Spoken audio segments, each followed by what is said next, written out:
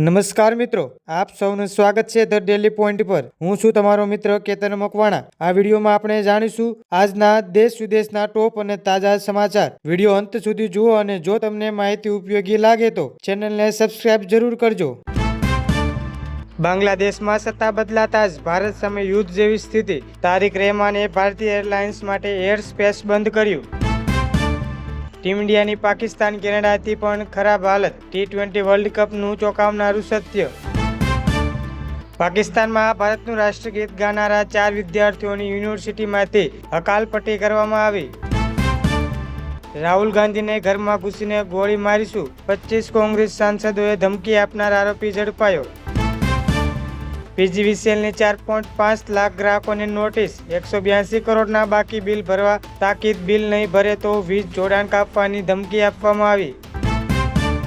સાવધાન, NPSમાંથી પૈસા ઉપાડવામાં ભૂલ કરી તો નિવૃત્તિ ફંડ થઈ શકે સાફ।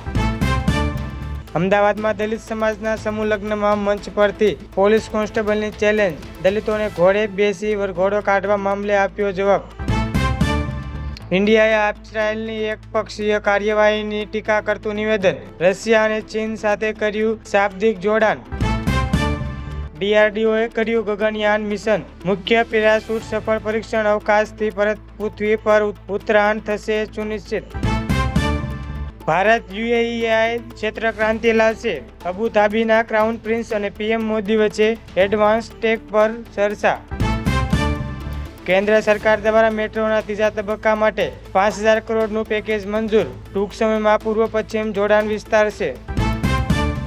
મગફળી અને કપાસના ભાવમાં પ્રતિ મણ 100 રૂપિયાનો ઉછાળો આવતા ખેડૂતોમાં ભારે ઉત્સાહનો માહોલ જોવા મળ્યો। હીરાસર એરપોર્ટ પરથી દુબઈ અને સિંગાપોર માટેની સીધી આંતરરાષ્ટ્રીય ફ્લાઇટ સેવા આવતા મહિનાથી શરૂ કરવાની સત્તાવાળી જાહેરાત કરાઈ। સુરતના કાપડ ઉદ્યોગમાં નવી નિકાસ નીતિ કારણે ઓર્ડરમાં 30% વધારો થયો। હજારો નવી રોજગારીની તકો ઊભી થશે। ભાદરવી પૂનમ પહેલા મંદિર પરિસરમાં સોનાના શિખરનું કામ પૂર્ણ થયું। યાત્રિકો માટે વિશેષ ડિજિટલ દર્શન પાસ લોન્ચ કરાયા। એશિયાનો સૌથી મોટો હાઇબ્રિડ રિન્યુએબલ એનર્જી પાર્ક કચ્છના કાર્યરત થયો। ગુજરાત પાવર સરપ્લસ રાજ્ય બનવાની દિશામાં અગ્રેસર। વિશ્વામિત્ર નદીના શુદ્ધિકરણ માટે રિવરફ્રન્ટ પ્રોજેક્ટના બીજા તબક્કાનું ખાતમુહૂર્ત મુખ્યમંત્રીના હસ્તે કરવામાં આવ્યું। શહેરની સુંદરતા વધશે। અલંગ યાર્ડમાં યુરોપના 3 મોટા જહાજો ભંગાણ માટે આવ્યા। સ્થાનિક મજૂરોને મોટા પાયે કામ મળવાની આશા જાગી।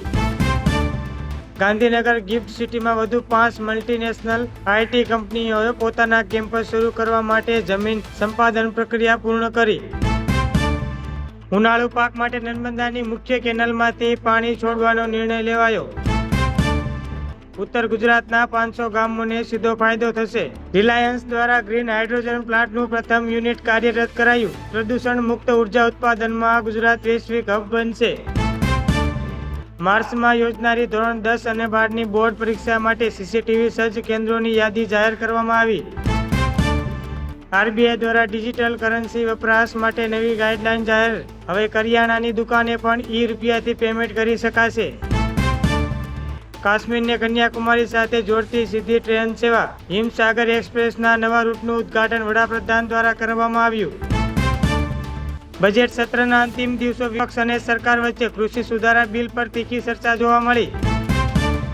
શુક્ર ગ્રહના અભ્યાસ માટે શુક્રયાન 1નું કાઉન્ટડાઉન શરૂ। ભારતીય વૈજ્ઞાનિકો અવકાશ વિજ્ઞાનમાં નવો ઇતિહાસ રચવા માટે તૈયાર।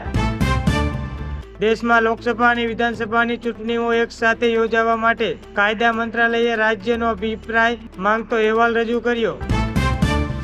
ભારતીય વાયુસેનામાં વધુ 20 તેજસ માર્ક 2 વિમાનોનો સમાવેશ। સરહદ પર હવાઈ સુરક્ષા વ્યવસ્થા વધુ મજબૂત બનાવવામાં આવી। રામ મંદિરના દર્શનાર્થે આવતા શ્રદ્ધાળુઓ માટે નવી સરફ્યુઝ ક્રૂઝ સેવા શરૂ કરાઈ। પ્રવાસીઓ નદી માર્ગે મંદિર પહોંચી શકશે। જો તમને વિડીયો ગમ્યો હોય તો લાઇક, શેર અને ચેનલને સબસ્ક્રાઇબ જરૂર કરજો, જેથી દરરોજના તાજા સમાચાર સૌપ્રથમ જોઈ શકો। ફરી મળીશું આવા જ મહત્વના સમાચાર સાથે। જય હિન્દ, જય ભારત।